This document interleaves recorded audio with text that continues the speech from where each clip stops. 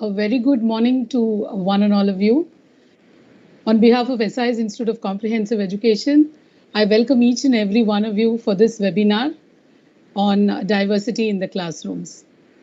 We are very happy to share this information with you that today is the first of different lots actually to speak. This is the first webinar that we are hosting. Though we've attended so many, today is the first time that we are organizing a webinar. And as usual, we wanted to start with our lucky mascot, Ms. Rukhsana Sholapurwala. And that's it for today. So we are the first time we are going live on YouTube. This is the first time I think we'll be also on Facebook. And so we feel very, very happy that today we are doing a lot of things first. We will also be issuing e-certificates.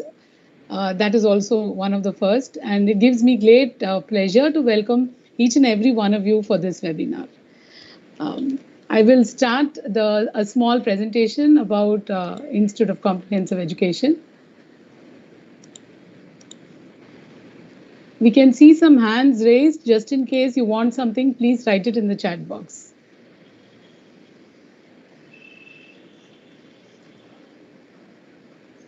Once again, SI's Institute of Comprehensive Education welcomes each and every one of you for this webinar on diversity in the classroom by Ms. Rukhsana Sholapurwala, a very noted special educator. She's also the course coordinator of our PG Diploma in Special Education. We saw this video, so we'll not be seeing this again. So once again, welcome everybody. We are very, very happy to have all of you here, especially that a lot of firsts are happening and that you are all a part of the first things that is happening at our institute. A little bit of SI's Institute of Comprehensive Education.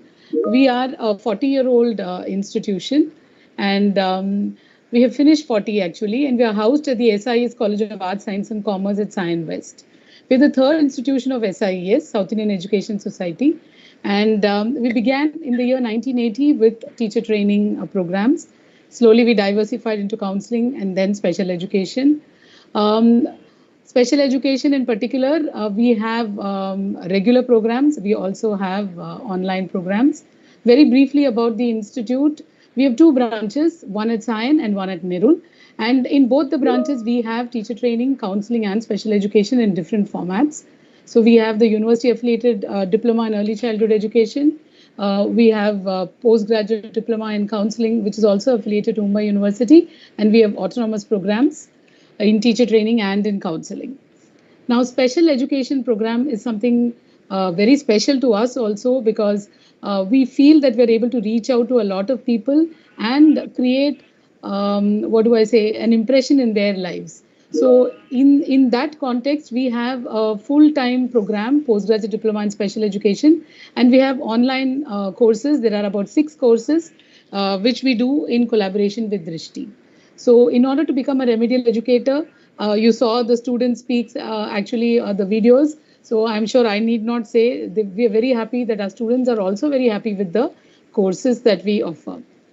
Since many of you are interested in this field of special education, I thought I will just tell you that we have these programs. We have 6 programs, 2 programs from Sion and 4 programs from Nerul.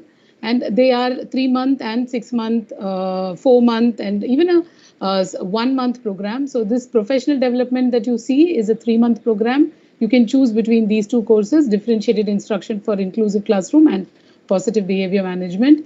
And then in the self-learning course, which is a 1-month course, a 30-hour course, the student chooses between decoding autism spectrum disorder and understanding emotional behavior difficulties. So we have these short courses for teachers, for working professionals, because they are not able to take time out. But if you want to become a special educator, then the full-time program will completely equip you. Today's topic we know is on diversity, which means that how we strive for inclusion. We do strive for inclusion at SIES, where all our students are from different economic background, from different ages. So we have a lot of diversity amongst the students, and also that we all encourage students with special needs also to be part of our program. So Rukhsana ma'am will be talking to you all about the meaning of inclusion right from the history She will be telling you all about how inclusive practices can be adopted in classroom, and also the provisions that a student ought to get if he or she is special. So we will go through all that. So I'm not touching upon that. On this occasion, we thought we will release this newsletter.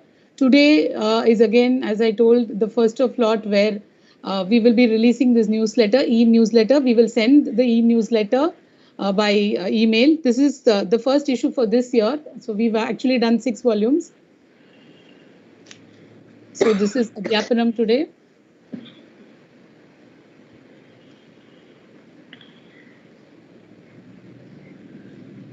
And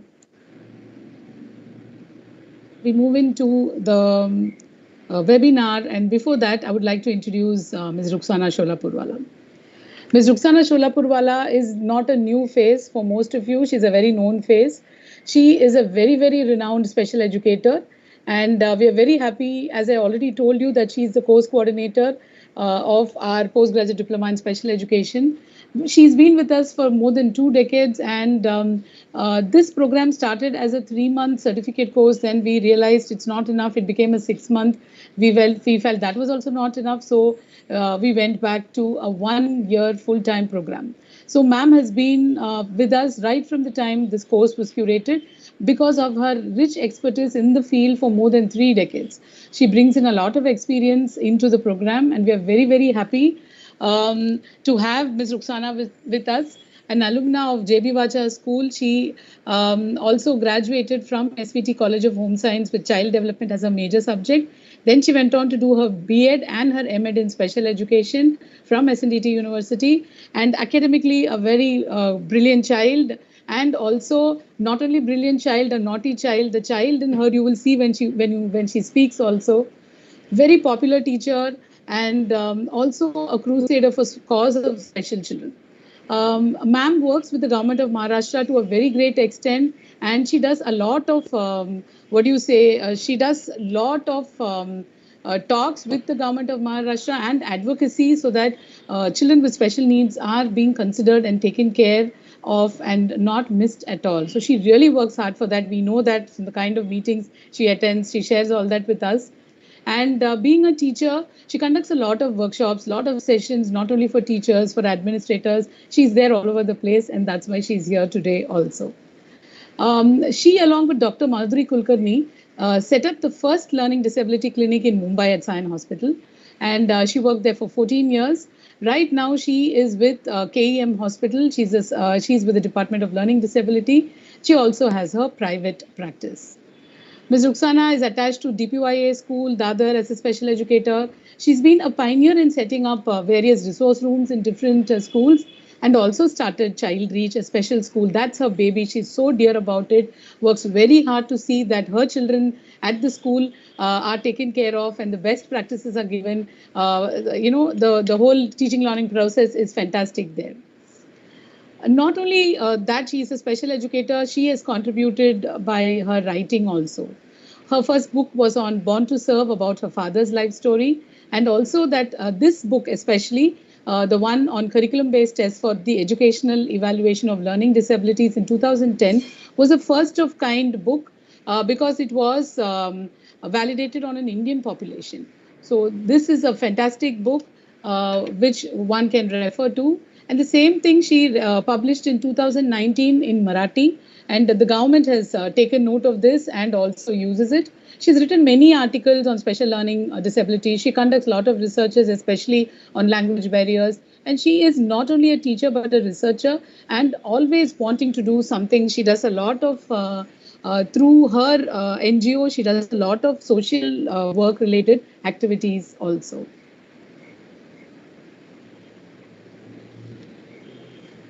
Ms. Rukhsana, this is her participation with the Maharashtra Dyslexia Association. Since she's very well known, she is in any forum that talks about special needs, ma'am is there. And she contributes her best for the organization also to grow, and also for the field of special education also to grow.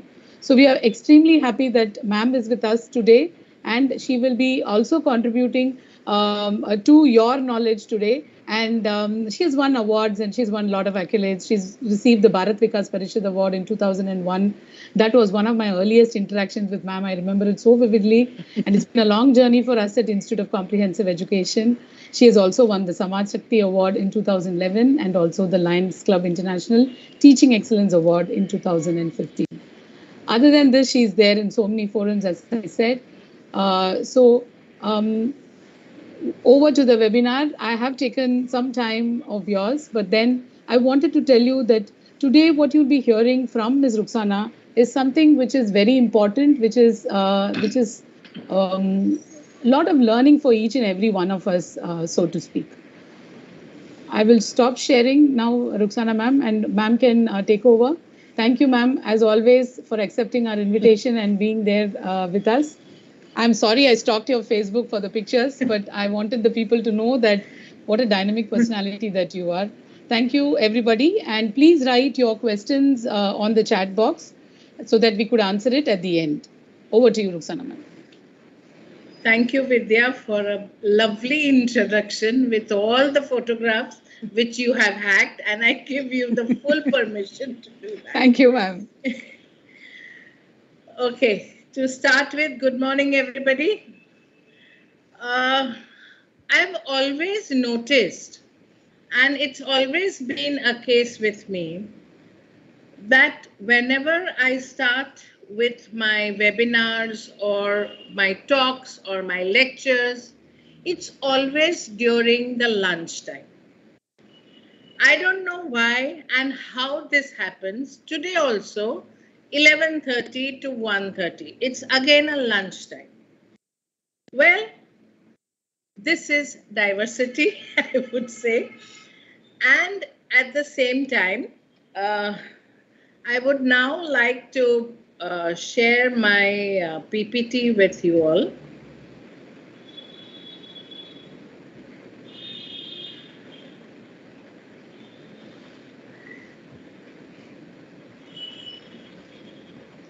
What do we understand by diversity?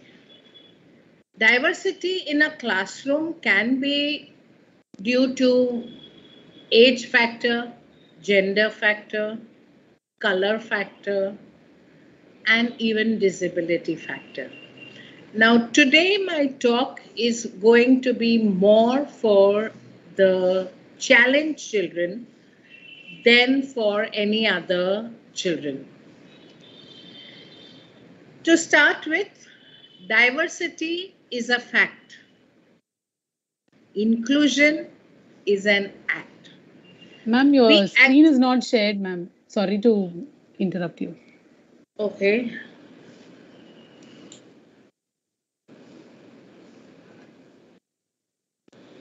I did share my thing.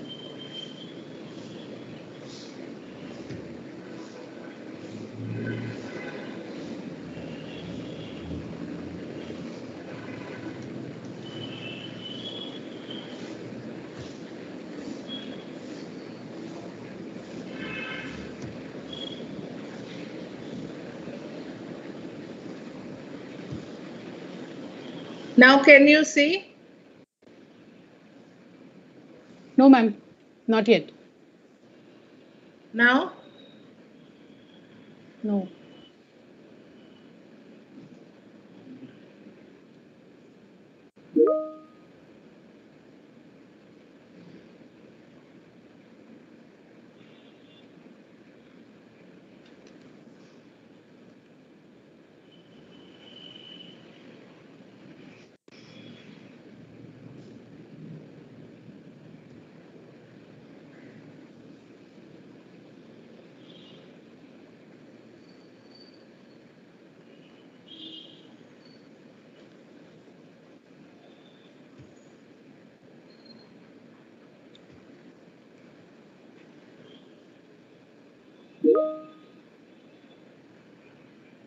Yeah, ma'am is trying to project the PPT.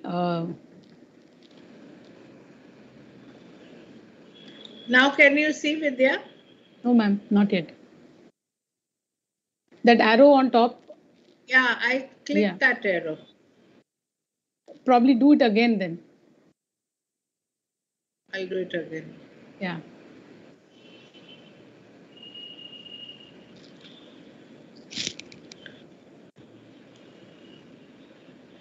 There's a line coming down.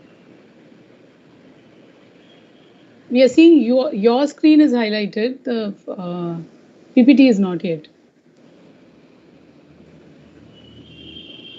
Now, after that, what do I do? After sharing the screen, I You go go to my down, PPT. PPT, yeah, and click on it.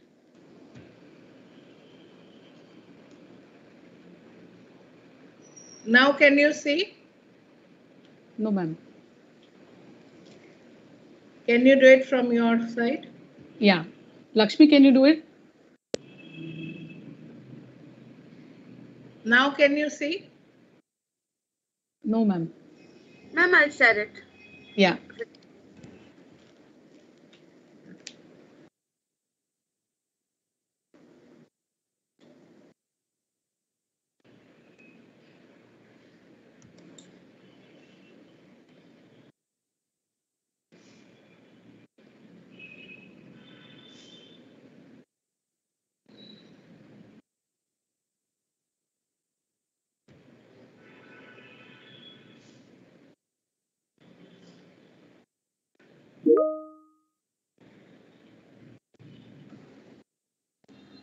Ma'am, your screen has opened up now. Ruxana, ma'am. Yeah, ma'am, screen is there. That's why I stopped. Okay. Ma'am, you can continue then. Okay. Your screen is open. Just put it on slide Okay. show. Then it's fine. Good to go. Yes. Now? Yes, yes, yes. Okay. So, diversity is a fact, inclusion is an act. To be very frank, to bring in an inclusion in our education society, we had to fight to get an act. So that is why this slide. The Convention of the Rights of the Child from 10th November 2017 in Article 28 states, the right of the child to education. Each and every child has a right to education. You cannot deny any child, whether with challenges or without challenges, whichever caste, creed, breed, whatever they come from, you cannot say no to education to any child. On the base, the thing is, you need to be doing it on an equal base. You cannot distinguish children in the classrooms. They said primary education is compulsory. Now, with the new policy coming in, the primary department goes from standard 1 to standard 6. So, primary education is compulsory. Secondary education, they have said, available and accessible to every child, but if they need to do any vocation, they can start with the vocation subjects also. And that is why in the new education policy of 2020, they have included vocational subjects right from standard 1 onwards, so that the teacher can gauge and the teacher and the parents can find out what is liable for the child to carry on in life. And of course, the measures to encourage regular attendance and to reduce the school dropouts. For regular attendance, they have kept midday meals for the children in the government schools and things like that, so that the dropout is less. My philosophy and my aim is, if children can't learn the way we teach, then we must and must and must teach them the way that they can learn. Please, teachers who are attending this seminar, or webinar, please keep this in mind. If children can't learn the way we teach, then we must and must and must teach them the way that they can learn.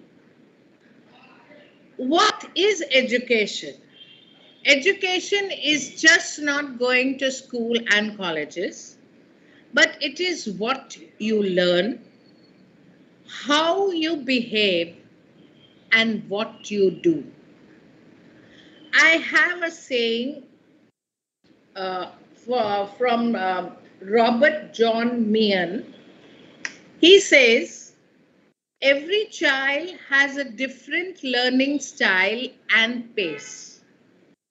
Each child is unique, not only capable of learning, but also capable of succeeding. This is very apt for children who are in the challenge group. And here now, I would like to share a small history of the Disability Acts. In 1995, the first Person with Disability Act was passed. On 1st October 2007, India signed the United Nations Convention for persons with disability.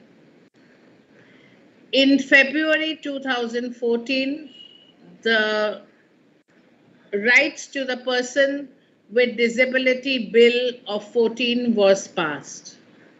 In 2015, the country report was given, and in 2016, that is on 14th December 2016, the act was passed in Rajya Sabha. On 16th December 2016, Lok Sabha passed the bill, and on 28th December 2016, President acknowledged the bill. It still took us more time to put it into force.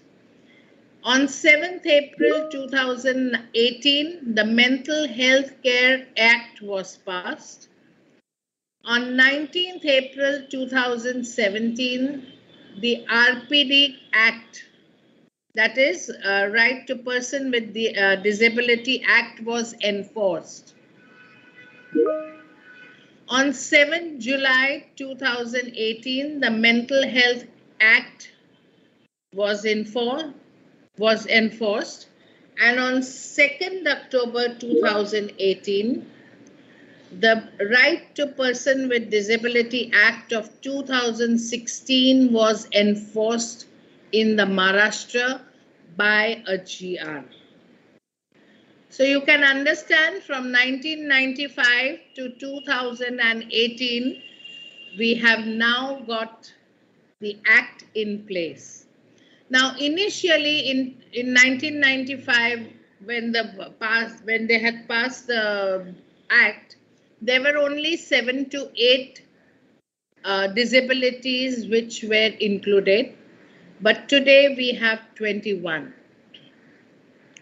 The first one being blindness, low vision, leprosy cured people, hearing impaired, locomotor disability, dwarfism, intellectual disability, that is mental retardation, mental illness may be psychosis, neurosis. We have the autism spectrum disorder, cerebral palsy, muscular dystrophy, chronic neurological conditions, specific learning disability, multiple sclerosis, speech and language disability, thalassemia, hemophilia, sickle cell disease, multiple disabilities, acid attack victims, and even Parkinson's disease. So you can see how much we have tried to get. We have tried to get all the disabilities into one act now. It was difficult, yes, And the definition of disability given by the Disability Service Act of 1993 states that it's a continuing condition that restricts everyday activities, meaning a disability which is attributed to an intellectual, psychiatric, cognitive, neurological, sensory, or physical impairment, or a combination of all these impairments together. The census of 2011 states school going children at the age group from 10 to 19 years amounts to 34.7%. It's a huge thing. It's very huge. And the UNESCO of 2019 states, of course, this is India, full India, that 70 schools are without the ramps. Teachers' ability to work with disability remains limited, and interventions are lacking in more states, thereby children are out of school. Now, when we are talking about inclusion, the three main factors which should include in the inclusive education, the first one being an infrastructure. Now, infrastructure, I don't mean only building up of ramps and lifts and things like that, but even the curriculum. The evaluation systems are different. Now we must have the same evaluation system for the so-called normal children and the disabled children, because now inclusion is a must. And the third is the teacher training. If my teachers are not trained on how to deal with these difficulties, I am sure there are teachers who have not heard about these disabilities which I have mentioned, because it's a medical thing and they might not be knowing. And it's not necessary that everybody should know everything. But if you are becoming a teacher, the teacher education must have a course on special education so that you become a diverse teacher to teach the children where there is diversity in your classroom. Today's children, tomorrow's leaders, and we are responsible. It's our responsibility to see that the child flourishes and goes ahead in his life. And we don't have to pull down the child, we have to push up the child, whatever the child may be from. Types of education. There are three types of education right now happening in India. The regular education, and that falls under the education department. Then what is regular education? Your regular schools, where your classrooms are overcrowded, where the teacher is predominantly talking, when instructions are given to the entire group, whether the child understands or not my problem.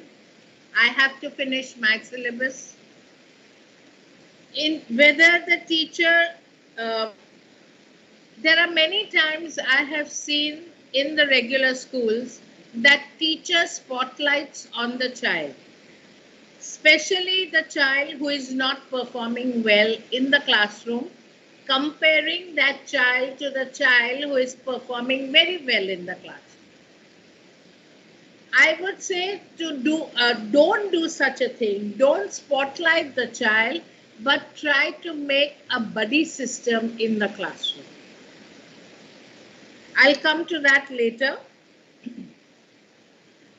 The teachers, when seeing the work activity that the child has performed, or the performance is being checked by the teacher in their classroom activities. It is that time that the teacher tries to compare the child. So there we need to be a little careful. Special education is very different from the regular education. And unfortunately, instead of falling into the education department, it falls under the social welfare department. But now, with the new education policy of 2020, the special education will also fall under the education department. Because there also we are imparting education. Special education is a planned intervention designed to reduce, eliminate, or preclude deficiency. Special education is classified in different types, like physical, which consists of sensory and orthopedically challenged children; mental, which is divided as intellectual disability and further divided into mild, moderate, severe, and profound. Then we have the emotional disability that covers fear, anxiety, jealousy, all those. Special education also caters to children with specific learning disability, borderline intellectuals who are known as slow learners in the lay term, children with ADD and ADHD, and children with autism spectrum. Special education is where our classrooms are small, where we have maximum 8 children or 8 to 10 children. The syllabus is according to the level of the student. It's an interactive class where a lot of encouragement and praises are given out. Open education, it's again a government body, but now again everything with the new policy, it will be all under one education department. And for open schooling, we talk about the NIOS board, which is the National Open School, National Institute of Open School. And now even Maharashtra has come out with the open schooling program. It is there till the 8th standard. 9th and 10th, the program is ready. I don't know whether they will start this academic year or not, or whether they have started this. I have no idea, no clue on that. But 9th and 10th, open schooling of the Maharashtra Education Department also has been opened. Now, I'm talking about what is inclusive education. Inclusive education, first and foremost, you have to understand that you have to accept the child as a child first, and then comes the abilities, the disabilities, and the giftedness. They are all secondary. First, accept the child as the child is. Then comes the differences between the children's pace. All children can't learn at a regular pace. We all have got some flaws, we all have got some limitations, and hence the children also have that kind of pace and extent limits. So we need to understand that. There is also that every child should study along with his peers. You cannot segregate the child. In inclusion, you cannot segregate a child by asking the child to go to a resource room or asking the child to leave that room and go and do some other activity. No. Teaching methodology needs to change so that each and every child understands what the teacher is talking about in the classroom. This will be possible only when the new education policy is applicable.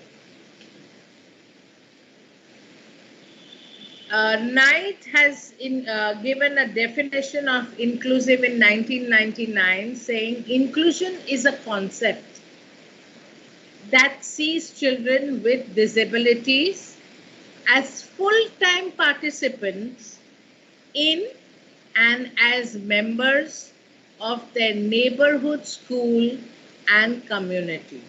It's a full-time participation. As I told you earlier, you cannot segregate children. It aims at all stakeholders in the system, such as learners, parents, community, teachers, administrators, and policymakers, to be comfortable with diversity and see it as a challenge rather than a problem. This is very important. Teachers, you will need to change your outlook. And now with the online thing going on, I understand it's very difficult to teach children, especially children with learning disability, children with ADD and ADHD. I run a school, I know how difficult it is. But my teachers are taking each day as a challenge to impart education to these children. An inclusive classroom is a general education classroom in which students with and without disabilities learn together.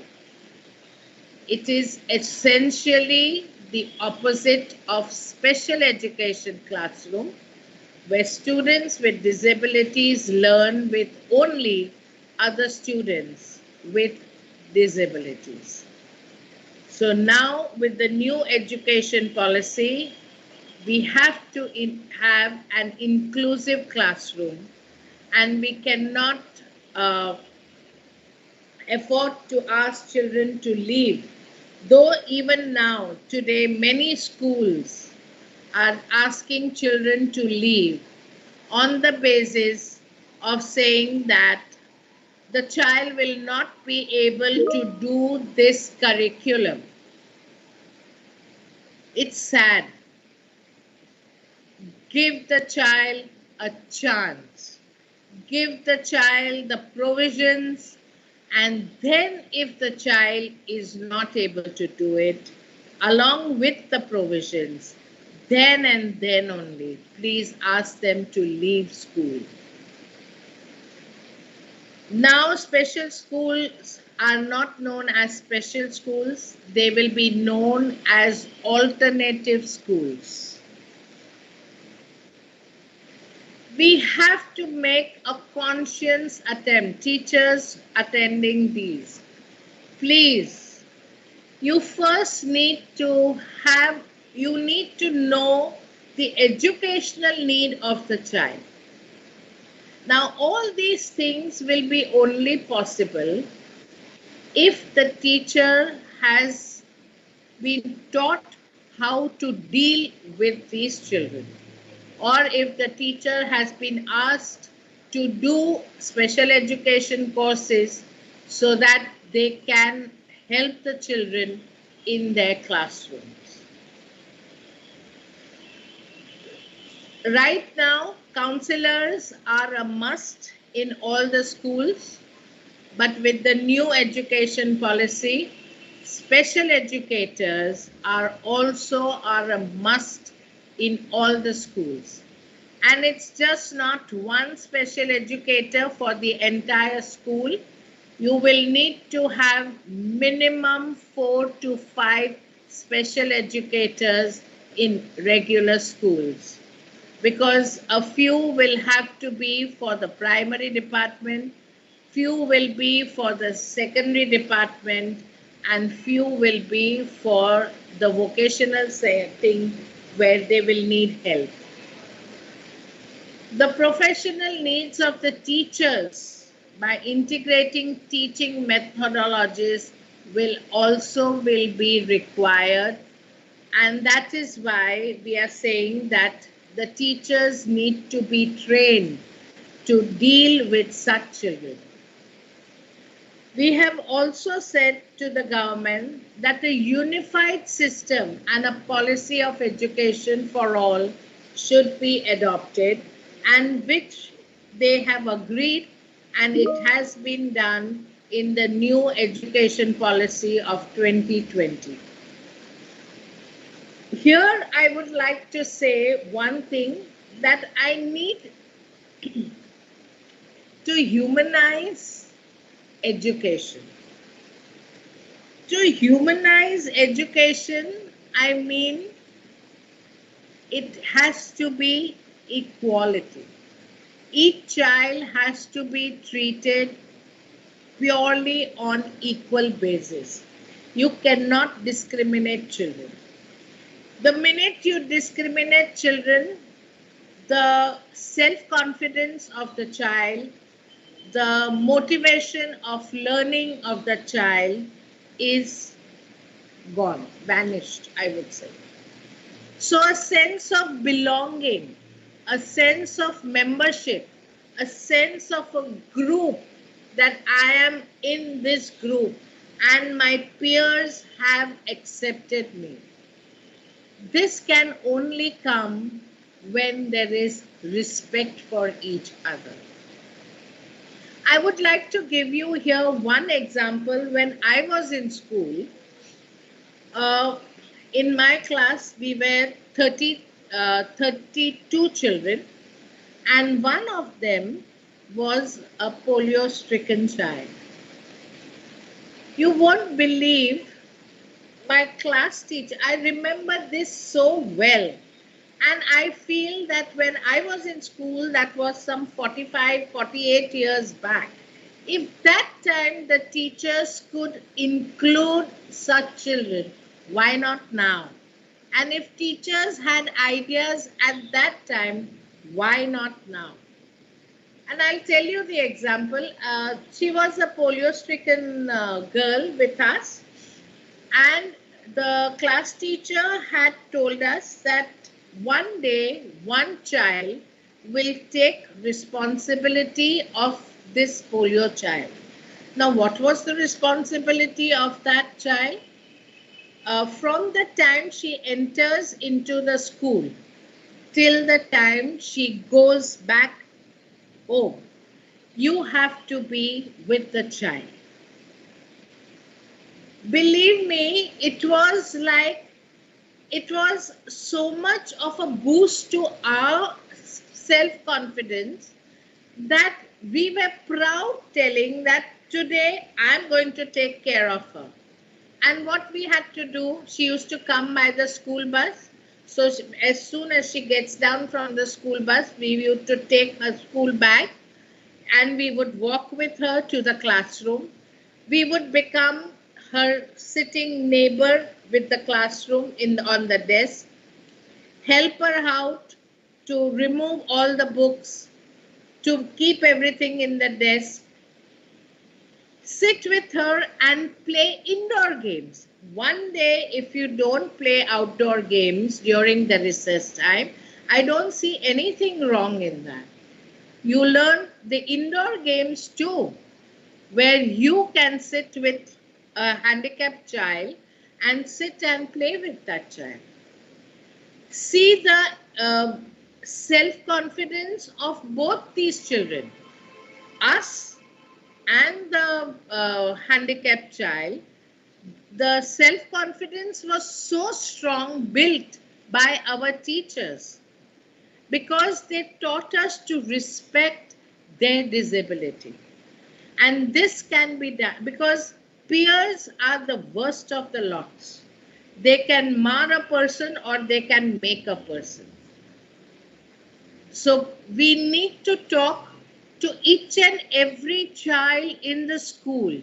We need to talk to each and every teachers, each and every parents in the school to make them realize that there are children with challenges and we need to respect their challenge. And of course, the curriculum has to be need based, which will help the child to overcome the other learning challenges. So, if we need to have inclusion, if we want to help the children in our classrooms, we need to belong to them. The child should have the confidence to come to the teacher and share the problems.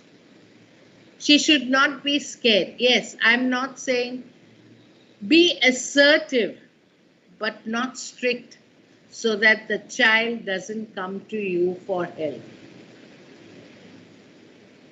I've already talked about the general classrooms. The principles of teaching in inclusive approach. You have to say that all children are special.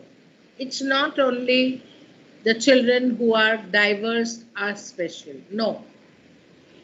And no child is uneducated. They are all one. And I have seen and I have experienced myself as a teacher. As initially, when I started as a teacher, I was a teacher at a nursery level because I had done my child development as my major, and I was a nursery teacher at G.D. Somani School. And there was one child in my class who was challenged. You won't believe I learned things from her, how to deal with her. So observation is a must. And at the same time, you have to accept that child. Initially, my lessons used to go absolutely haywire. After my class was over, my tears used to come out from my eyes, saying I have not been able to do. But then I thought, how to deal with this child.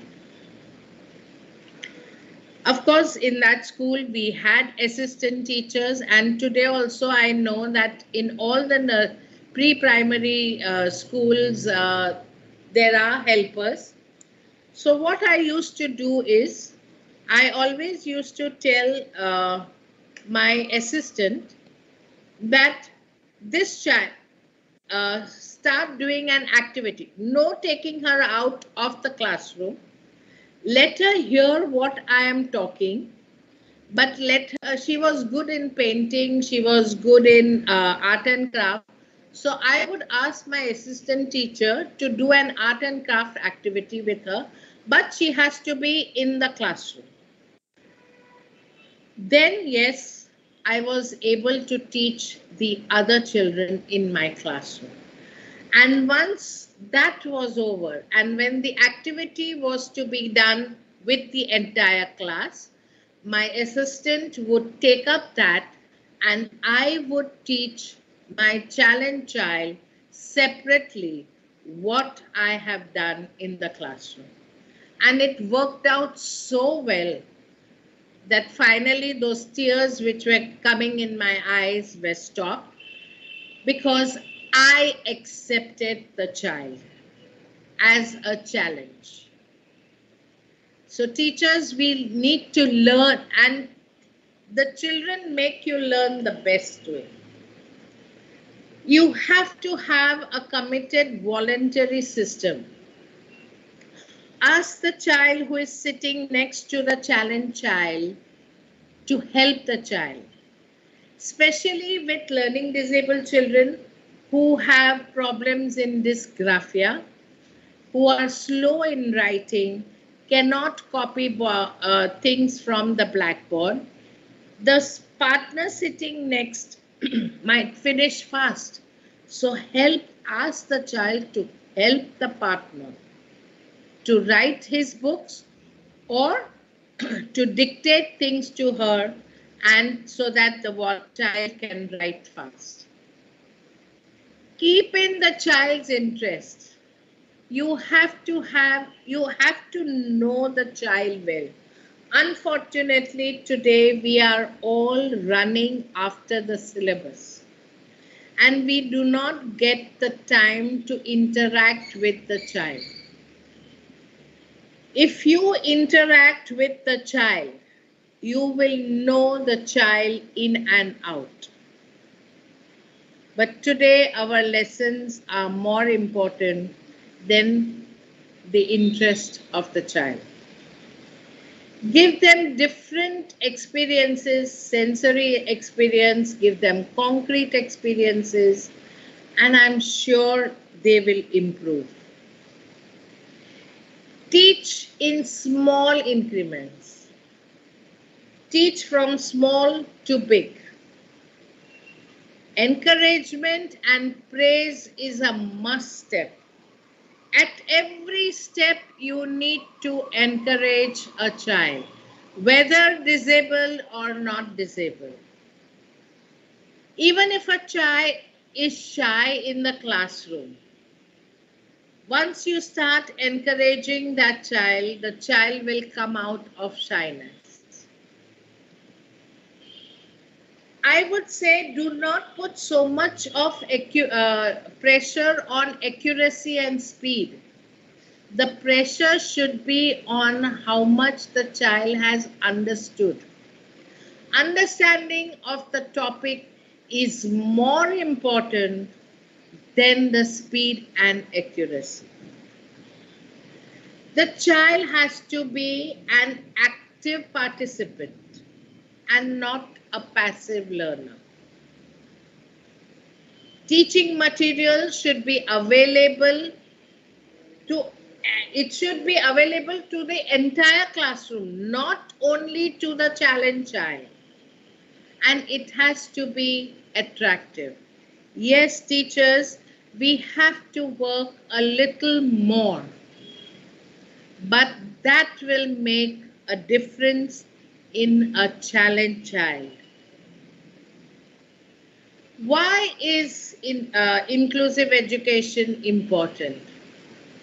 It fosters humanistic approach to education and creates a companionship between the society. The compassion between the two children, the compassion between the teacher and the child, and that makes it humanistic. You have to recognize each and every child's potential, no matter how much limited it may be. It provides opportunity for optimal development. School is a place where the child's physical, motor, emotional, social, moral, the entire development takes place in the school years. And these formative school years are very, very important because the foundation of education is laid there. So, if the foundation is strong, the child will go on very well in the classroom. It also prevents the child from being segregated. Up till now, what was happening was, in the co-curricular activity periods, the children were asked to go into a resource room and do the subject which they have missed in the classroom. It's not correct. Even a challenged child needs to do the co-curricular activities. You cannot deprive a child of co-curricular activities where they are good at. Actually, if there is a language problem, then during the language period, the child needs to go to a resource room. If there is a maths problem, then during the maths period, the child is supposed to go to the resource room and not during the co-curricular activities. But if we are talking about inclusive education, today with the new policy, you cannot segregate the child. Discourage from labeling the child. Many times when I have been observing classrooms, regular classrooms in regular schools, a child getting up to sharpen the pencil every 2 minutes is not a hyperactive child. I'm sorry. This child only needs the teacher's attention. And that is why every 2 minutes he is getting up to sharpen the pencil. So don't label that child, oh, you are an hyperactive child. A child not performing well, don't call him a slow learner. He is not a slow learner. Slow learner is a borderline intellectualist, where the IQ of the child is at the borderline. But still the borderline children can go up till 7th standard in the regular school. So stop labeling them. I have seen in many schools children who have dyslexia come down. What is this? Dyslexia is not something, it's a neurological disorder. By labeling children, you are putting them down. You are bringing down their self-esteem. You are bringing down their motivation to study. Please, teachers, stop labeling children. Of course, with the new education policy, the unitary system of teaching and training has to be implemented. It's now one system on how to teach children and how to train them. Actually, when a challenged child has done something good, show it into the classroom. Build up that confidence. If the other part of the confidence has been raised, automatically the learning experience will also get a boost. Because then the child will realize that my teacher has started appreciating what I have done. So please, encouragement and praise at every step is a must. The Government of India is fully committed to the goal of universalization of elementary education. Free and compulsory elementary education, a fundamental right for all the children in the age group of 6 to 14. This all the teachers must be knowing, but I'm just going through it. And through the inclusion of the new Article 21A1, Part 3, the Constitution as follows. The state shall provide free and compulsory education to all children of the age of 6 to 14 years in such manner as the state may by law determine. This amendment has given a new thrust to the education of children with special needs. Children with special needs would have to provide education for all. Now you cannot ask children to leave.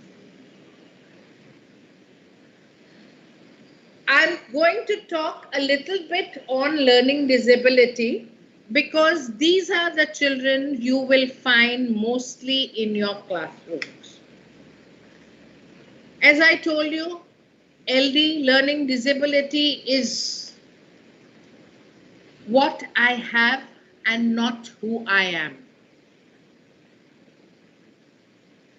What is learning disability? It's a neurological disorder. It's a lifelong disorder which affects the manner in which individuals with normal or above average intelligence. Please make this very clear. These children are normal and above average intelligence. Select, retain, and express information in a different manner. Incoming or outgoing information may become scrambled as it travels between the senses and the brain. So learning disabled children are normal children with IQ normal, that is 90 and above. They are not slow learners. There are three types of learning disabilities. Dyslexia. In dyslexia, it is the reading disorder. Here the child has difficulty in reading, difficulty with spellings, difficulty with directions. Dysgraphia is writing disorders, where again they write reversals, they have spelling mistakes. Now, spelling mistakes can be phonetically, or the same word is differently spelled in one paragraph at different times. Dysgraphia is, as I told you, writing disorder. So only if the writing is not legible by the teacher, which is not a fact. Today's children write from the age group, I would say, of 2 years.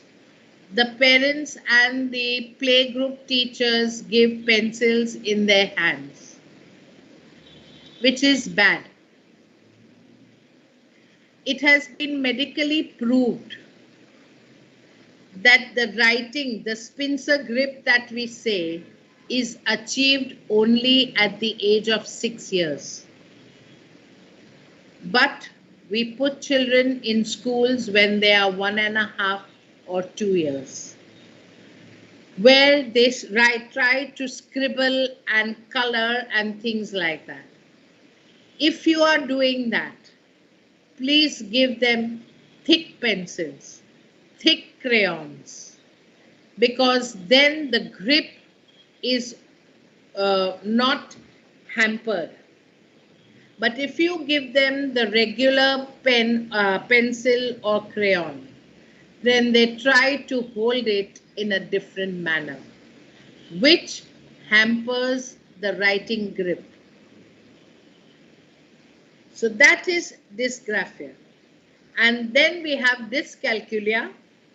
Dyscalculia is disorders with mathematics, arithmetic. I will be talking about the provisions also about the learning disabled children. All learning disabled children will get extra time to write their papers. They will be permitted 20 minutes more per hour. So if the paper is for 2 hours, they get half an hour or 40 minutes. If the paper is for 3 hours, they get 1 hour free, 1 hour more. Students will get 15 to 20 grace marks at the time of promotion, not during the test time. Now, 15 marks are for the ICSE and the CBSE board. 20 grace marks are for the SSE board. Now, in SSE board also, in one go, you cannot give all 20 marks. So maximum mark for each subject can be 7 to 8 marks. But if the child is learning disabled, that is specific learning disability is there, you can give either all 20 marks in one subject, or you can break up the marks in different subjects accordingly. So ICSE and CBSE students get 15 grace marks, but this is only at the time of promotion, not otherwise. And SSE children get 20 grace marks. All children, whether any board it may be, ICSE, CBSE, or SSE, they are all exempted from directional mistakes, that is, drawing of maps, drawing figures and diagrams. Of course, there are certain other provisions also. The SSE children, they can drop science and they can take home science, physiology, hygiene. ICSE, CBSE children can drop science even if there is no learning disability. They can, ICSE and CBSE to board children can even drop maths if they do not have learning disability. But SSE board children cannot do that.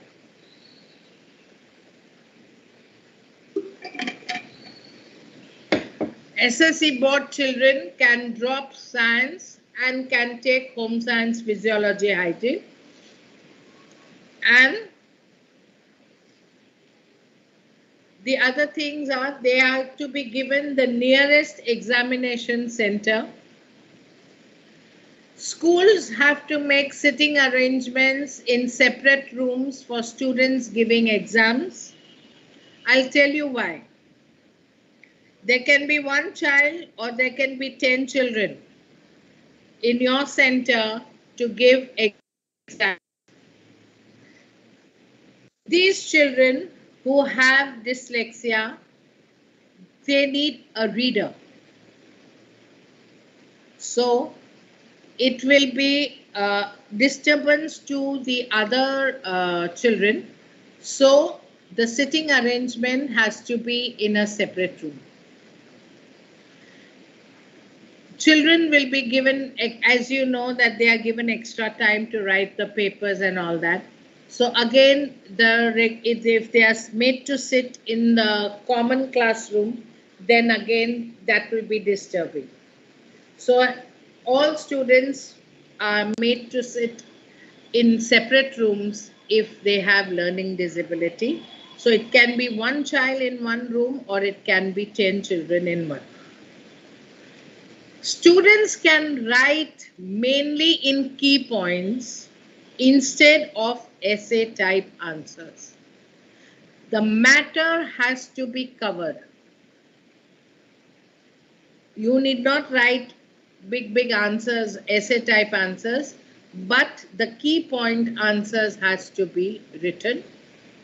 And oral or multiple choice questions instead of practical exams.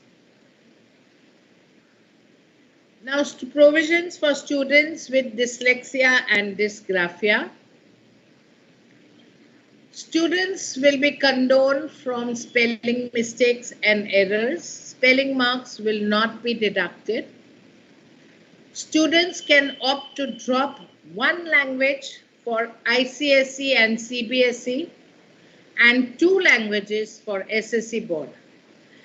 SSE board, if you are dropping language, you need to do work experience subjects. ICSE, CBSE, you don't have to do any other work experience subject. Teachers who are supervising are requested to read the question paper as and when the child requires. It's not that in the beginning, it's not uh, in the beginning that you read the entire paper. It is as and when the child requires. Because now the exam papers are full of comprehension. And hence every child will ask you to read that passage as and when he is doing that. The child can opt for a writer or a scribe at the time of examination. That is only if the certificate that is given by the hospital states that the child needs a writer. If that is not written on the certificate, writers are not to be given.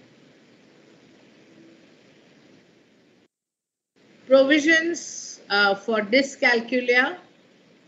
Student with dyscalculia from standard 1 to 4, they will be doing regular arithmetic, but the teacher needs to overlook the number reversals or errors in mathematical calculation and symbol confusion. So if the method is there but the answer is wrong, you still need to give marks. You cannot say the answer is wrong, so your sum is wrong. But the method, if the method is there, you need to give them marks. This is more for SSC school children because in ICSE and CBSE in the 9th and the 10th standard, the child can drop maths completely. Students of standard 5th and 6th can do 5th standard maths. 7th and 8th will do 6th standard maths. And 9th and 10th will do 7th standard maths with one work experience subject. So SSC children, if they are dropping 2 languages and if they are doing lower level maths, they have to do 3 work experience subjects. Calculators have to be given. Of course, again, it has to be mentioned on the certificate. Now, provisions or concessions for the 11th and the 12th standard children. They can drop 1 language. Spellings are also condoned. They get extra time to write the papers. They get a reader and a writer the reader can also write the papers on computers. Answers in key points. Maths can be dropped, and if taken, definitely the calculator can be given. Even a child who is studying BCom in 11th and 12th can drop maths. 13th accounts is compulsory. And provisions from 13 to post-graduation, they get a reader, they get extra time to write the papers. You can write the exam papers on a computer, no writer will be given, can answer in key points rather than essay type, and of course the use of calculator is there. International boards, that is IB and IGCSE, extra time allowance is given to them. Rest periods are given to them. Now here we lag. ICSE, CBSE and SSC board lacks this. Because if a child is ADD, ADHD, they are given rest periods. After 10 minutes, they are asked to put their head down for 2 minutes and then come back. So here rest periods are also given. A reader is given, or you are allowed to use a reading software or exam reading pens are also allowed. All these are not allowed for SSC, ICSE, and CBSE. Computers and word processors are allowed. Scribe or voice activated or voice recognition software is also allowed. Transcriptions, prompters, modified papers are given, and even the calculator is given to them. I think that's more than enough for today. I will leave some time for question answers.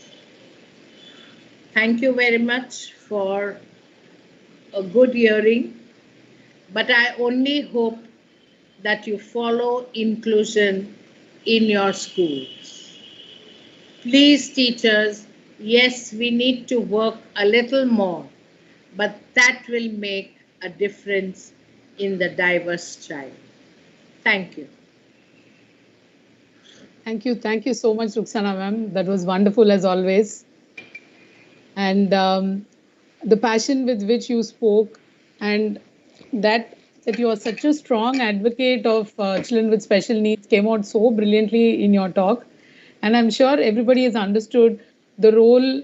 We kind of went through the entire presentation, where right from histories of disabilities to like the present state, the provisions that students get, the role of the educator, how a resource room needs to be used. It's just not that only, that was a very important point which you stressed on, which said that don't let the children only when they have a free period, then you send them to the resource room, and they also want to play, they also want to be with the other children. And I think that's something very, very important for us to understand also. Right from understanding what are the different types of education with so much clarity, I think you brought that out, and understanding learning disability very, very clearly, and also the provisions. I think, of course, from what you said, the IB provisions are very, very student friendly, but nevertheless, I think SSC, ICSE, and CBSE are also doing their bit. It will change over a period of time, I'm sure, with people like you who are actively working with the government. And I know how you go there to, talk to the ministers, to the education minister, to the officers, the kind of literally the fight that you do with them and convince them. And now that you're friends with them also, we know that it's not it's a process, and you have achieved it. It's a process. Yeah. Thank you so much for that. It took us a long time to get all these provisions and things like that, but we have been able to do it. Yeah, and you started with that your own example of how you helped a child. So I think it begins from there, and I'm sure the teachers now will understand. We know that we should not label, we should not, treat such children with learning disability as somebody special. You made it all very clear. I hope that all of us follow that in our teaching practices in the school. We have some questions. Chitra, we had asked, tell us about special children from economically underprivileged background. Economically underprivileged. Yeah, what she wants to know about that. See, children, as I told you, it's a diverse. It can be economically, it can be socially, it can be anything. Now, there are special schools where certain levy has been given to them. If they are in a government-based school, of course, their education is free. But if they are in a private school, the schools do give them concession in the fees and all that. Now, children, where the learning part is concerned, there we do not emphasize more on the language part of it, because if the children are planning to do NIOS can be done in English, Hindi, Marathi, Urdu, and Gujarati. So we ask the child to take the mother tongue. And I think even in Tamil they have started now. So we ask the child to take them in the mother tongue so that the topics becomes easy for them. And at the same time, we give them more of a vocational training so that they start earning. Okay. So vocational training gives them a boost also, because after all, the main aim is to earn. Yes. So we do not spend too much time on academics with them, but we start with the vocation with them. Huh. Sanaya wants to know, how do we deal with knowing the child on the online scenario? It is difficult. It is very, very difficult. But yes, my teachers have been putting in a lot of effort, and I'm seeing how they are doing it. Uh, Now the periods from half an hour we have brought down to 10 minutes. Ah, So that the concentration is there.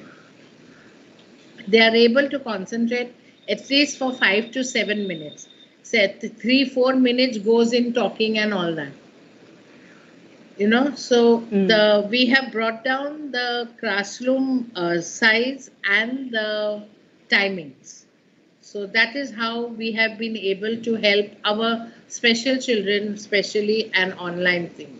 And of course, we are allowing parents to sit with them, especially when the child is autistic or whether the child is very hyperactive. Then we allow the parent to sit with them. Slow learners, we do not allow the parents to sit. Yes, they can start with the technology and all that and then leave. But autistic children and hyperactive children, we allow the parents to sit with them. Ma'am, you can stop the screen sharing so that you will come on the screen. I have stopped only. Ruxana ma'am, you will have to click on that Arrow. from where it says screen, that arrow. Yeah, it says cross. Yeah, if you click on that, you will be able to stop. Yeah. No, sorry. Yeah, sorry. correct. Yeah, now we can see you. Yeah? Huh. Okay. So the other question is, how do you deal with a child who often shows anger, disinterest, facial expressions? Well, each child is a different child. We have to do a lot of counseling with them on how to deal with anger. Fear has a lot many problems, because fears are of different kinds, whether it's home related, whether it is school related, whether it is peer related. So each child is treated separately. Okay. I think that also answers Pushpa's question. She has also asked a similar one. I think Chitra had asked, parents may not be able to identify. How can teachers identify? Teachers can identify absolutely immediately in the classroom when a child is not performing, when a child is performing in a different manner. And teachers, actually, the parents will recognize them first. Parents' recognition will come first, but they will not tell the school because they are scared that the school will ask them to leave. So parents do understand it earlier they do only. Understand. Yes. Riddhi Gada has a question. Are the rules applicable for a normal child? That is example, and in key points, and in math, the problem is solved by a particular method, but the answer is wrong. They will still get the marks for that method. Do they get that? Not for the so-called regular. These are provisions for disabled children. Okay. I'm just seeing if Shanti has asked for recording. We'll connect with you on that. I think somebody asked something. A lot of appreciation for the session, ma'am. They are like, everybody is very happy. They found it extremely informative. Sanjana Rao is asking this question. Would a child having dyscalculia have difficulties with concepts like before, after, big and small, and how to overcome this? Yes. Definitely. In the primary department, the child will have this problem. Before and after, as I told you, learning disabled children have direction problems. So before and after is again a direction. So we need to teach in different manners how to deal with different things. See, individual, I will not be able to answer because I have to see the child and then do it like that. If the child is slow and cannot catch up, what we can do? Pranjal, she's one of our students. I think ma'am did speak about that. If the child is slow in what? I think she means slow learner. If the child is a slow learner, that is borderline intellectual, if the school has asked them to leave, then better leave. Because right now the teachers are not trained and the syllabus also is quite vast. Now, unless the implementation of the new education policy is enforced, we do not know when they are enforcing it, because on this online and pandemic, it's at a hold. So if it is still not enforced, then I would say go to a special school or the alternate school now. Veena has a nice point. She says value education right from the beginning and parent guidance might help to build more respect and acceptance. Yes, value education has been included in the new education policy now. Shailaja has a question. Some students who are new to school do not gel up easily, particularly now that we are online. How can we help them feel comfortable? You will have to boost their, confidence by talking to them, interacting with them more, and, build up a rapport between them. Chaitna Jain is saying that she had revisited these, like what she had learned in the SEN course. It's again going back after listening to you, and she feels it's a very amazing experience, and it's helped the child also, is what she wants to say. So Rochelle is very happy to have learned about the different provisions so much in detail. Lata is saying, I feel parents do identify but are reluctant to accept, and teachers find it difficult to help parents to accept the problem and then work together for the best of the child. Yes. That is also the problem that I'm sure ma'am must be facing often. See, any the other the denial factor in the parent is very strong. Today I'm fighting for the disabled, but today if I have a special child, I would also not want to accept that. Because no parent, and especially no mother, would want their child to be known as a disabled child. So the denial factor is extremely strong in the parents.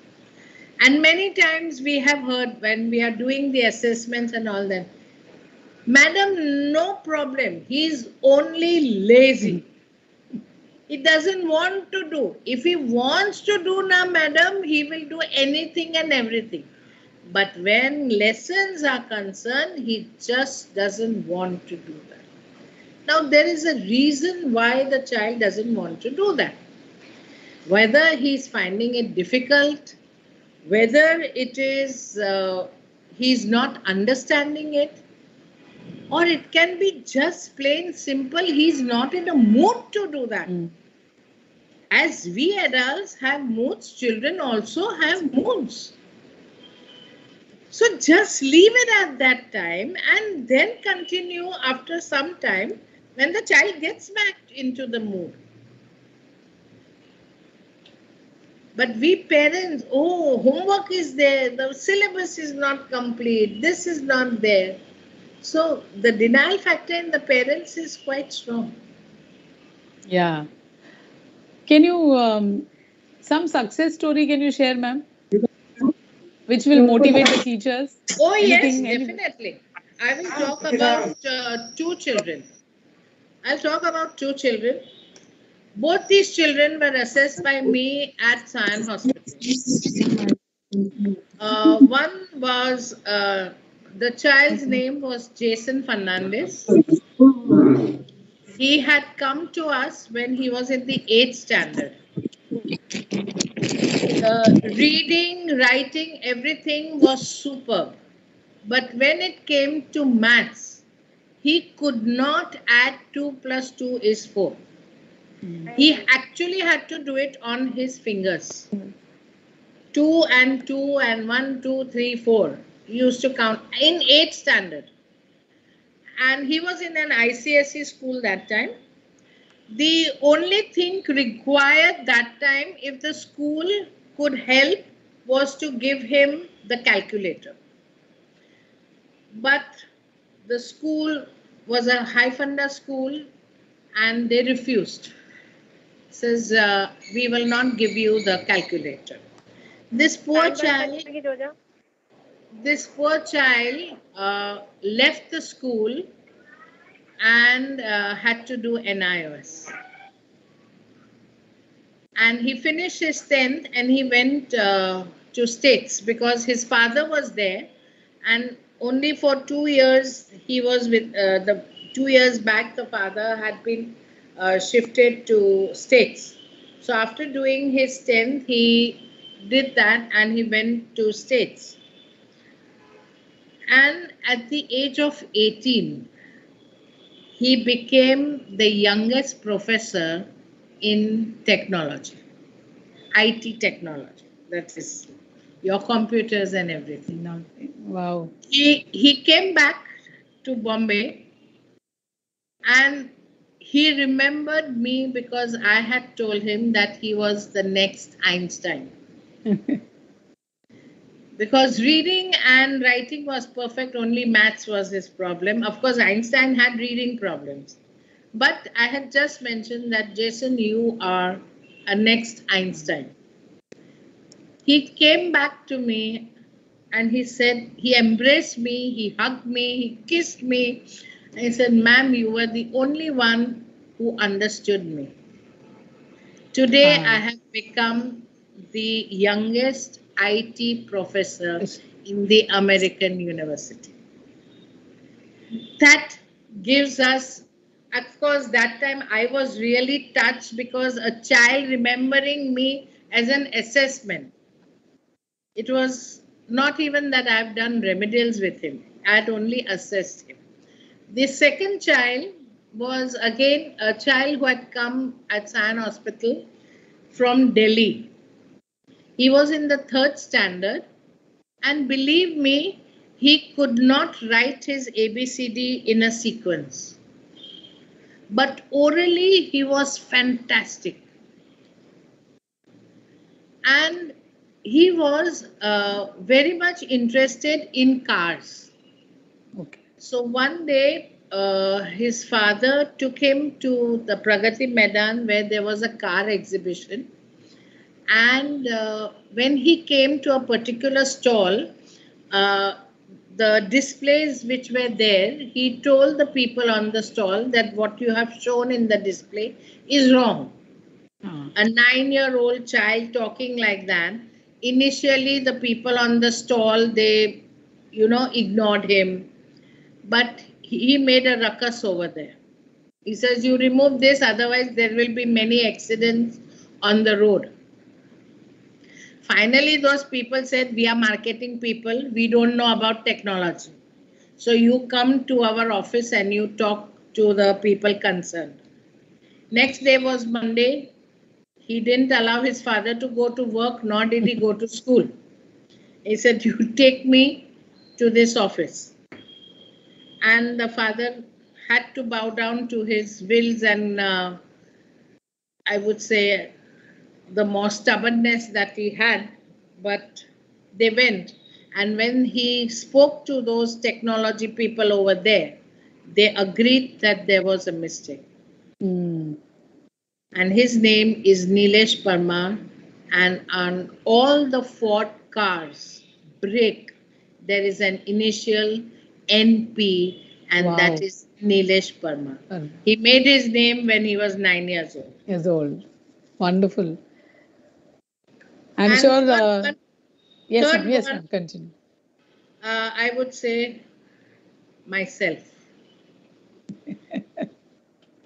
I had severe dyscalculia. Same way what Jason faced. The school teachers were good to me, I would say, but still did not understand my problem. I gave them a tough time. I know there are a few principals over here who have been in my school. So, but I'm talking to them also, telling them also. But yes, I would give credit to my mother who taught me in a different manner. And I know exactly where the shoe pinches. Mm-hmm. And that is why this topic is very, very close to me, because I have gone through this. And because you have been telling me that you have fought with these people. Yes, I have fought because I have gone through it, and I don't want the other children to go through it the same way. Thank you, ma'am. We know that we know what a passionate person you are, especially with this, but also that you believe in what you are saying also, and I think that's also important. Some more questions have come in. Shresh wants to know what kind of counseling can be given in case of anger and facial, maybe the facial expressions that are shown. It's a different field by itself, and each child is a different child. So we need to know why that child has got so much anger, and then we need to work on that anger management. How do you teach writing skills for a nursery child online? Very difficult. Please don't do anything. Yeah, exactly. I think, ma'am, we had some questions on the WhatsApp group also. Somebody has written, thanks a lot, ma'am. It was very informative. Understood briefly about the rights. Ma'am, I need more information on vocational training. My son is a special child. He's 18 years old. Where can she get the information? I think you will have to find out. There are different vocational centers available. And if he has done NIOS, then see, for certain vocations, 12th standard is required. So if the child has done NIOS 12th standard, he can. So it again depends. She will have to find out the different vocationals, what the child is able to do, and what he can be sent for. So she will have to find out herself first. Okay. Somebody is asked for, wanted to know about the SSC certificate, if it has a tag of child with special needs. What are your views? Nowhere on the mark sheet or anywhere it is written disabled. But when we are saying work experience, so instead of Marathi, they write the work experience subject. So that is how we come to know that this is a special child. It does not mention that it's a special child, but the headings, they tell us. Lots and lots and lots of appreciation. They are very, very impressed with the success stories, and I think your success story has really, like, that's the icing on the cake. Thank you for sharing. A lot of them have told. What are your thoughts about homeschooling? Shresht wants to know. Yes, it's a good option now, homeschooling, but I only feel cannot at the early stage, because let the social development happen. Homeschooling is good for 8, 9, 10 standard students, where they can focus on on their studies and then go ahead in life if they are that studious. But definitely not in the younger group, because the social development has to take place, because there they learn how to share, how to part with things, how to grow up with certain uh, I would not say techniques, but how to deal with their emotions, how to deal with their feelings. That is required. Okay, that was Lata. She's, I think, speaking on her child's gadget. So I've been saying Shresht. Sorry about it, Lata. Some people have raised their hands. Vinita Gaikwad, if you can chat. I don't know, in mine, I myself can't chat. There is some problem. I don't know, on the laptop, but we can do it on the phone. Yes, empathy is important. Social stigma plays a big role in our reluctance to accept that our child has a problem, serious problem. Yes. Yes, that's Lata. Lata is a senior teacher, coordinator, so she understands that well. Any other questions? Some of you have raised your hands, but Bhakti, can you unmute them, or can they type on the chat? Yes, ma'am, I'll unmute them.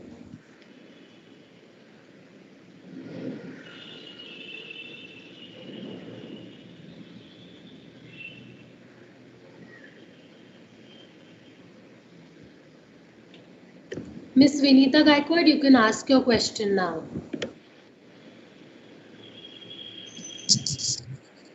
Hello. Yes, we can hear you. Yeah. Hello, ma'am. Good afternoon. Hello. Good afternoon. Ma'am, it was really, really nice to hear you and hearing all these things. I'm myself from the special education background, but the provisions and the acts that you have told in the current session, it was really, really helping for me. My one little question was there. That now we have included 21 disabilities. Earlier it was 7 to 8. Right. But for the thalassemia or the hemophilia students or kids, what provisions they are giving in They current regular schooling? They are giving only extra time. Okay, only extra time. The way you are said that 20 minutes for yes, 20 minutes per hour. Okay, okay. Thank you, ma'am. Along with special adults, even mothers of special children can be a good choice for this profession. Yes? We do have a lot of students who are mothers who join for our programs. They learn. They not only help their children, but they also help others. Grandparents have attended.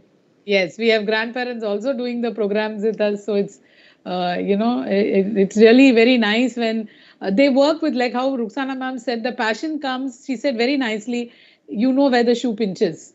So I think that's also a very important thing for us to understand.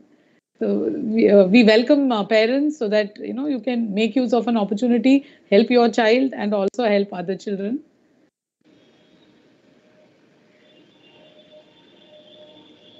Chaitna has, okay. She did not complete the course officially. So why don't you join for the full-time program? It will really help not only your child, but also others. Any other question? Anything else on the chat, group chat, Bhakti? Yeah. If an autistic child attends normal school plus a special school, is it okay? No. It has to be any one school. Yeah.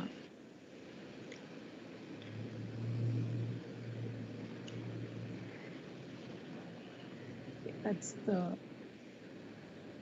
Any other... One more person has raised her hand. I don't know who it is. Vinita can, Miss Vinita, can please lower your hand? Then we know who's the other person.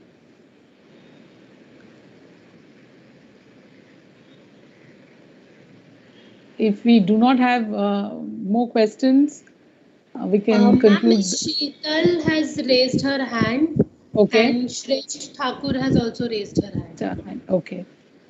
Shresh is Lata. Ms. Lata, do you want to say something? She had written questions. I think her questions were answered. Yes, you can. Yeah, I appreciate the answers which I have got. Thank you so much. My query is how important it holds for the boards. Some say the CBSE board is very much good, ICSE and the state. I really want to know how does it impact on kids' education choosing a different boards. See, CBSE board is very flexible. There is one language, which is whatever language you have to do, you can do it, and then select any 5 subjects from the other. So if there is no maths, there is no science, there is no history, geography, there is no compulsory. It's not compulsory that you have to do all the subjects. ICSE is a good board, but then it's a formative board. They have their own format and you have to follow them. But now with the new education policy, it's all going to be one. So everybody will be following the same syllabus. They will be following the same books. And the books which are written by the NCERT are fantastic. So that even a special child can understand what it means to study and what the child needs to study. So if you're asking me which board is the best, I would say all boards are good. I can't say that this is not good and this is not good. Today's weekend. Child is interested. Shresh. Yeah, Shresh is quite interested. Thank you, ma'am. Thank you so much for the answer. Yeah. Are there any more questions? I hope I've not missed anything.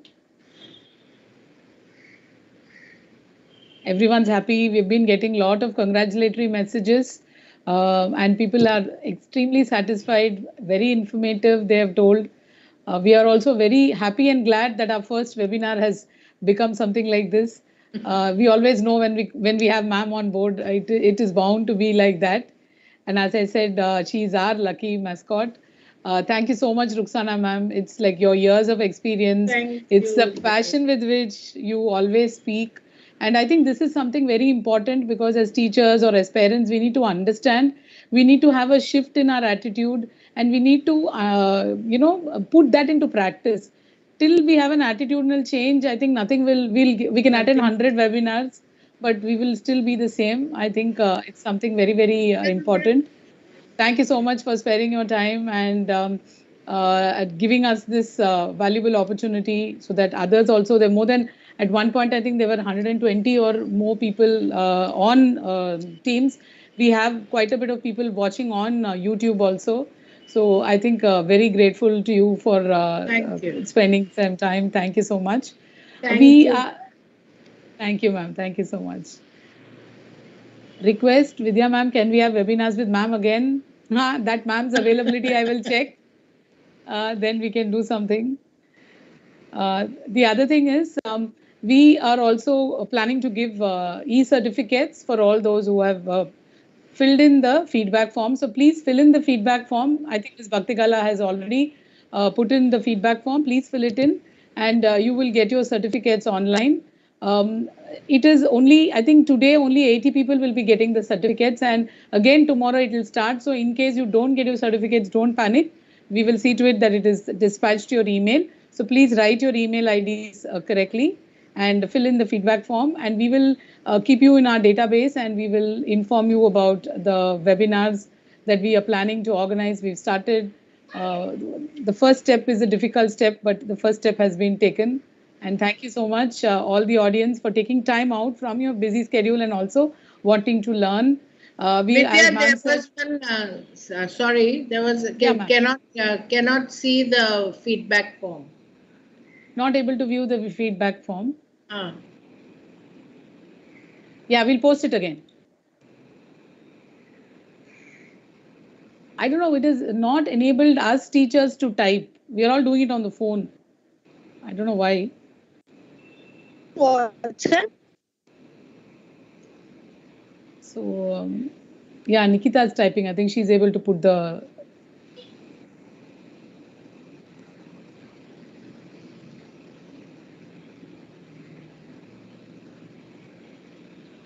Someone says it was available to me, okay. Ms. Lakshmi has posted the link. Please let us know if you're able to see it. And be patient for the certificate, you will receive it.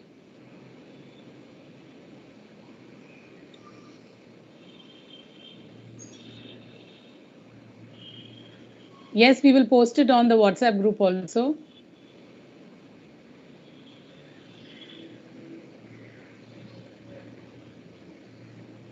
Okay. Okay. Thank you, ma'am. Thank you so much. Thank you, Vidya. Hope everything went off well. Yes.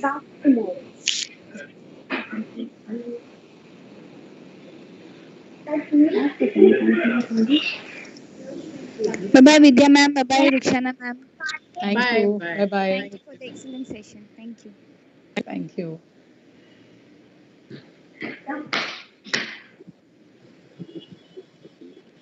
Thanks for all the thanks and the lovely words said.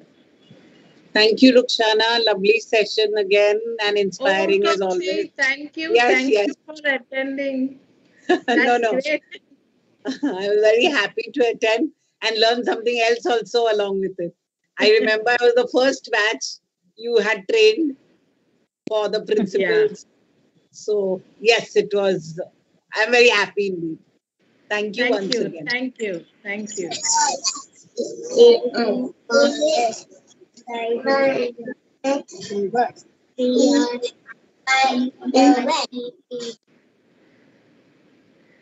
Rukshana ma'am. Thank you, Vidya ma'am. Hello. Thank you so much, Sharika. Oh, Sarika. Yes, ma'am. Sarika is there. Sarika Yes, said. ma'am.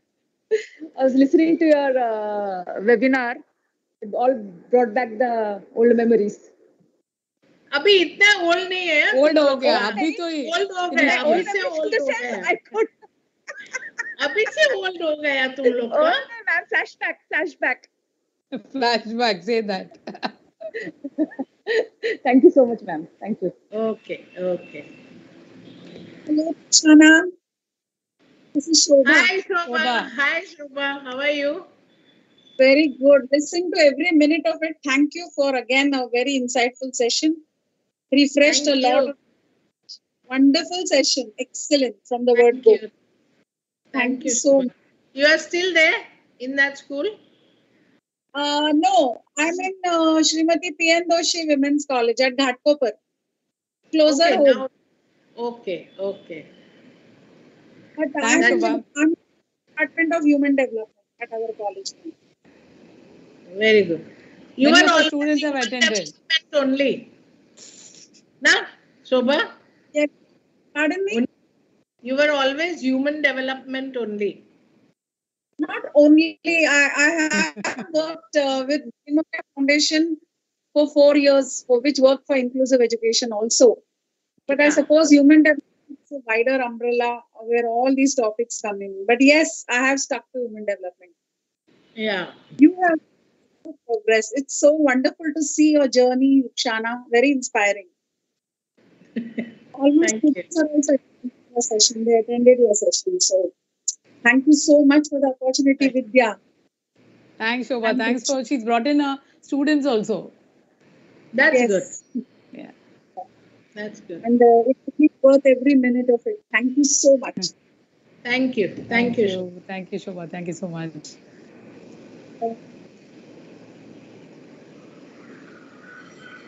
Thank you, Dr. Hutaksi. I hope everybody is filled in the form.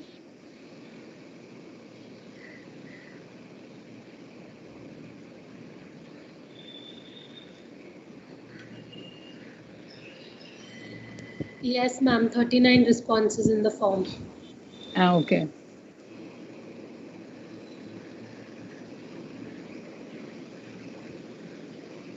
Do you want to end the session or possible? Where am I? You're there. Yes. I'm lost. Ma'am, you're very much there. We can see You're you. there. We can see you only. I can't can see see you. any one of you. Okay. How come? I don't know. Calendar ही आता है मेरे ऊपर. नहीं आप वो नीचे जाना टीम्स का thing then you will be able click that no. Click and clip को हाँ. आया. अरे वापस गया.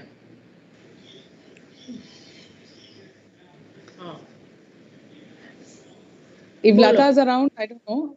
I told she's school coordinator, but she's the school head. Sorry about it, Lata. She attends all the workshops and webinars. She's very happy. She's sending me a message. Good. Some Vidya Bharati, our student, now SIS teacher, joined through YouTube. It was superb. As always, superb to hear, ma'am. Wonderful experience. Wonderful session.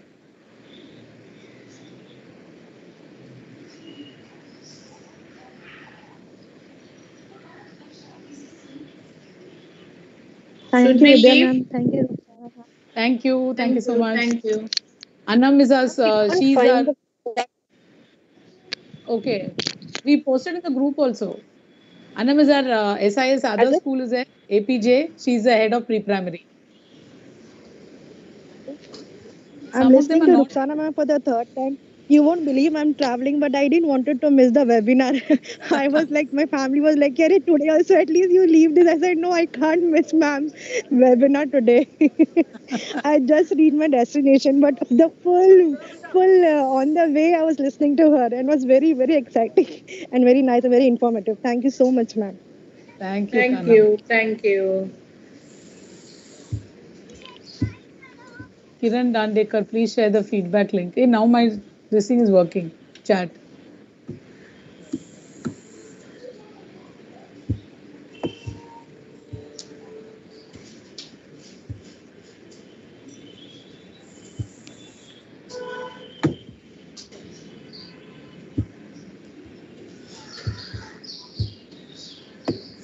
I've got a message from one of my students of SIS only.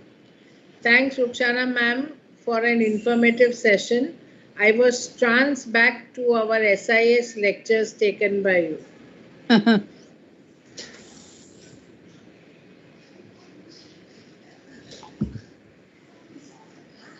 Chalo, can we leave? Yes, ma'am. Thank you, ma'am. Thank you so much. Thank you. Thank you. Thank you so much, ma'am. Kavita. Thanks to Bhakti and Reshma. They work for the YouTube. Lakshmi, everybody, thank you very much. Thank you, ma'am. Thank you very much. Rupal. Thank you so much, ma'am. Bye, Rukhsana. Okay, bye. Bye. Take care, Bye, ma'am. ma'am. Happy Take weekend. care, Bye, bye. ma'am. Bye. Take care, ma'am. Bye-bye.